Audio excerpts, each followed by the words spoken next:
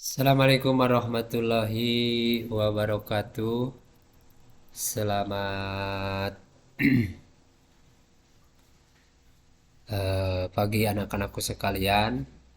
Alhamdulillah, wasyukur ala ni'amillah, pada kesempatan pagi ini kita bisa melaksanakan kegiatan belajar mengajar dengan menggunakan media video. Dan insya Allah pada pagi ini Bapak akan menerangkan pelajaran bab 1 mengenai membiasakan berpikir kritis dan semangat mencintai iptek. Ya, untuk mempersingkat waktu, kita awali dengan materi yang pertama, bab 1, kajian Quran surat Al-Imran ayat 190 sampai 191 dan hadis tentang berpikir kritis. Anak-anakku sekalian, pernahkah kalian berpikir bagaimana para ilmuwan menciptakan teknologi canggih di era modern seperti saat ini?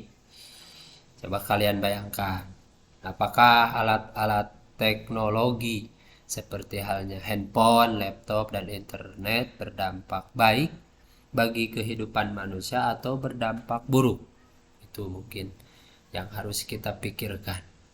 Teknologi merupakan salah satu yang mempengaruhi perkembangan zaman. Hal ini tentu bukan sekedar rutinitas biasa. Semua hal tersebut merupakan hasil pemikiran yang mendalam dan usaha yang keras. Berpikir kritis dapat melahirkan karya dan inovasi di berbagai bidang.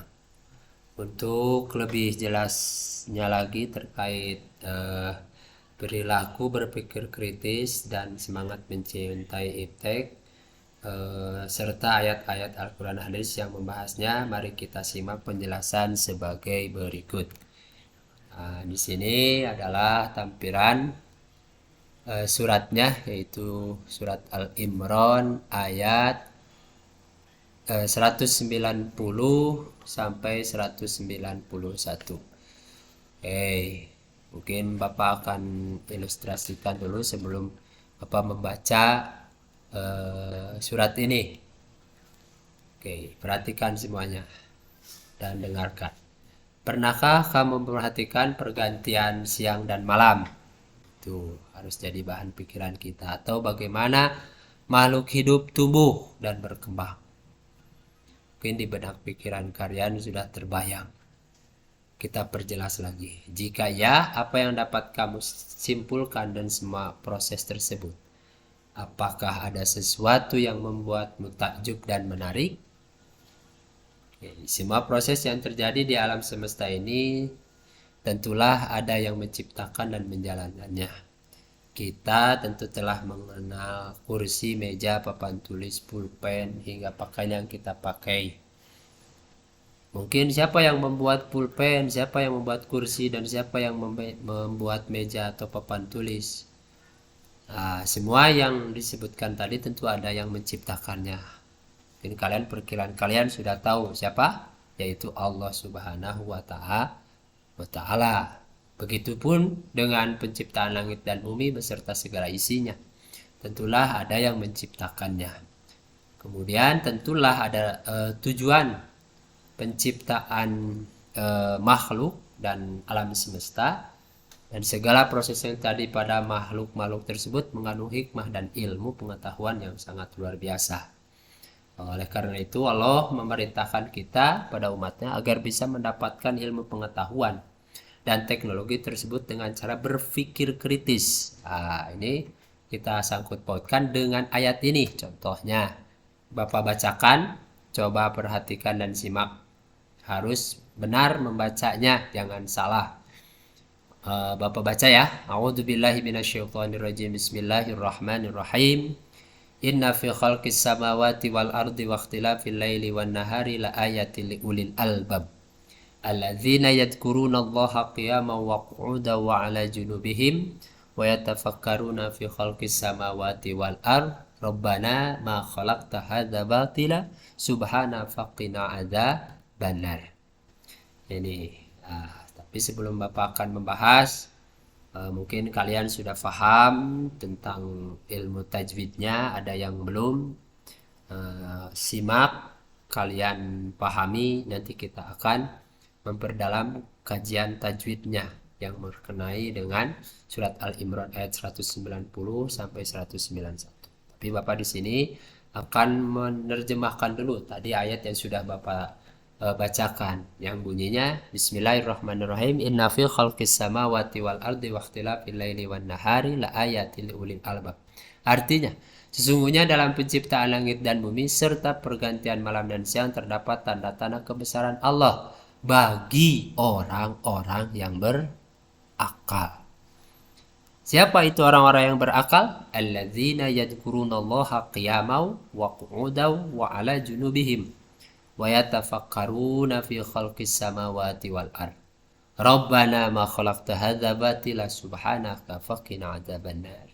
Yaitu orang-orang yang mengingat Allah sambil berdiri, duduk, atau dalam keadaan berbaring dan memikirkan tentang penciptaan langit dan bumi, seraya berkata, ya Tuhan kami, tidaklah Engkau menciptakan semua ini. Maha suci Engkau, lindungilah kami dari azab neraka. Kemudian ada yang disebut dengan asbabun nuzul. Apa itu asbabun nuzul?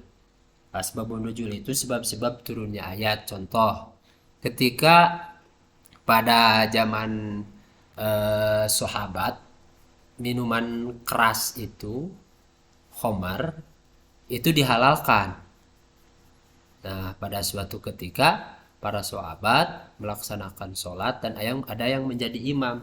Ketika sholat, kemudian para sahabat mabuk, membaca suratnya itu tidak karuan. Contoh, kalau misalkan surat Al-Kafirun, kan bunyinya surat Al-Kafirun itu Bismillahirrahmanirrahim. Qul ya ayyuhal kafirun la a'budu ma ta'budun wala antum abiduna ma a'bud wala ana abidu ma abadtum wala antum abiduna ma a'bud lakum dinukum waliyadin. Ketika para sahabat mabuk, ternyata para sahabat salah mengucapkan surat kafirun. Contohnya, Qul ya ayyuhal kafirun la a'budu ma ta'budun la a'budu ma ta'budun lakum dinukum waliyadin. Kan ada sebagian adat yang tertinggal. Kemudian terdengarlah oleh Rasulullah, kok kenapa bacanya seperti itu ketika beres sembahyang?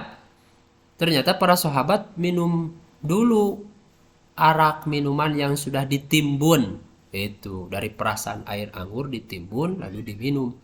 Langsung turun ayat yang berbunyi innamal khamra wal maisir min amali syayatin. Kata Rasul yang diperintahkan wahyu diturunkan kepada Nabi Muhammad, sesungguhnya arak itu adalah innamal khamra wal maisir rizqum min amali syaiton, itu adalah perbuatan syaitan, fajtanibu maka jauhkanlah. Nah, itu yang disebut dengan asbabun nuzul. Begitu juga dengan surat Al-Imran ayat 190 sampai 191. Ini diriwayatkan dari Ibnu Abbas bahwa orang Quraisy mendatangi kaum Yahudi dan bertanya, bukti-bukti kebenaran apakah yang dibawa Nabi Musa alaihi salam kepada kamu? Kaum Yahudi menjawab, tongkatnya dan tangannya yang putih bersinar bagi yang memandangnya. Begitu pula mereka juga ada orang-orang Nasrani bertanya lagi, bagaimana halnya dengan Nabi Isa? Kaum Nasrani menjawab, Nabi Isa menyembuhkan mata yang buta sejak lahir dan menyembuhkan penyakit sopak, penyakit sulit, serta menghidupkan orang yang sudah mati atas izin Allah. Kemudian orang-orang Quraisy juga mendatangi Rasul. Nah, ini ketika zaman Rasul, maka beliau disuruh, mintalah kepada Tuhanmu agar bukit Sofa itu menjadi emas. Nah, kemudian Rasul berdoa dan turunlah ayat ini. Ayat ini turun disebabkan orang-orang Quraisy ingin mengetes betul tidak itu Rasul itu kalau doanya itu diijabah. Minta orang-orang Quraisy supaya gunung Sofa itu, bukit Sofa menjadi emas. Turun ayat ini, inna fi khalqis samawati wal ard. Kata Rasul, itu wahyu yang diturunkan oleh Allah kepada Rasulullah. Inna fi khalqis samawati wal ard. Apakah kalian tidak tahu? Sesungguhnya Allah menciptakan siang dan malam itu adalah sebagai bukti nyata.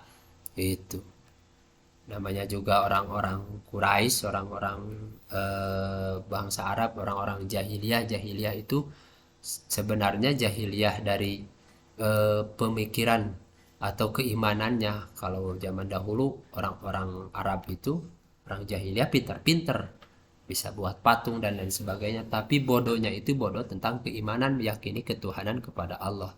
Nah, ini sebab-sebab turun ayat surat Al-Imran ayat 190 sampai 191. Ya, penjelasan ayat ini.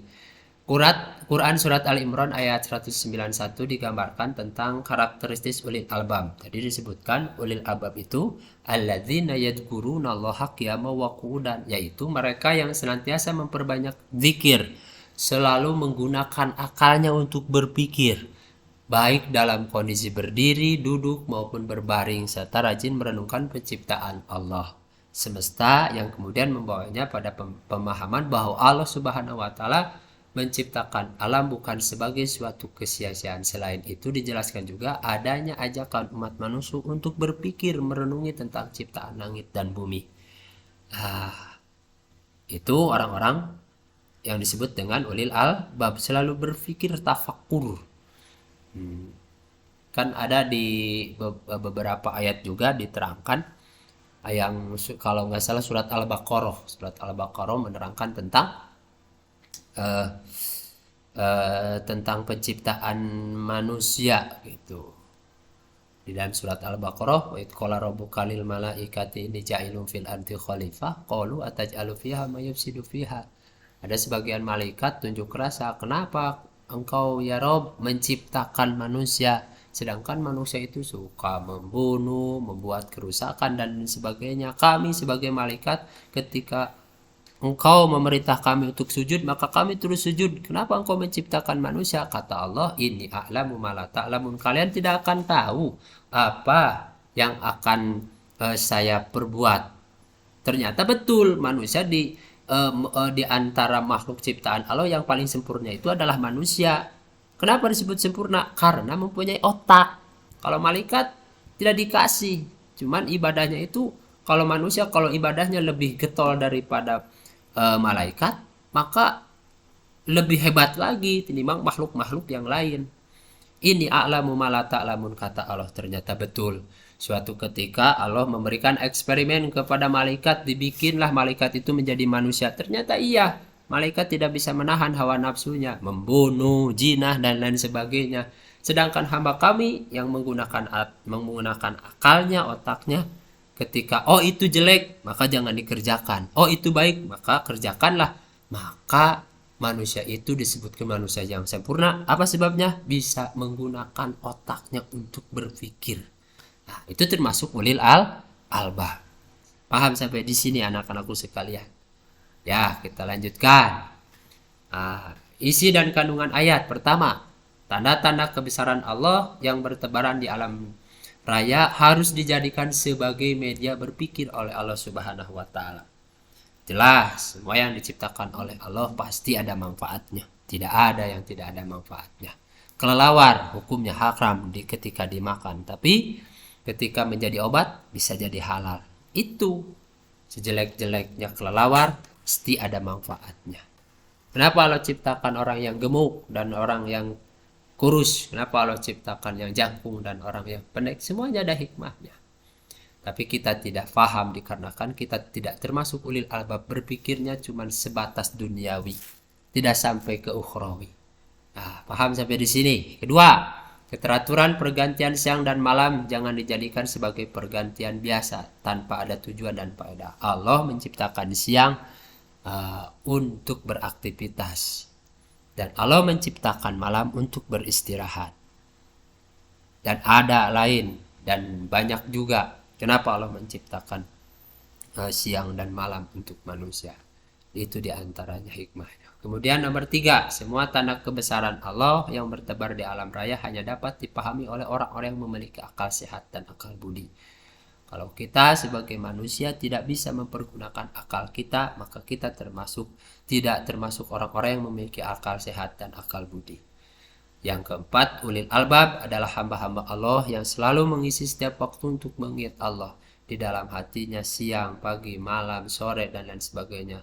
Hatinya selalu mengingat Allah, Allah, Allah.